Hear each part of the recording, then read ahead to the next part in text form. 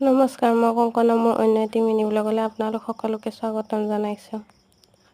মই মোৰ হাই ছেকেণ্ডাৰী স্কুলৰ শেষৰটো দিনৰ স্মৃতিবিলাক মেমৰিজখিনি সাঁচি ৰাখিলোঁ আৰু এনেদৰে মই আজি বহুতেই মনত পৰিছে সেই দিনকেইটা। আমি ইমান বেছি ফূৰ্তি কৰিছিলোঁ, এতিয়া ভাবিলে বেয়া লাগে।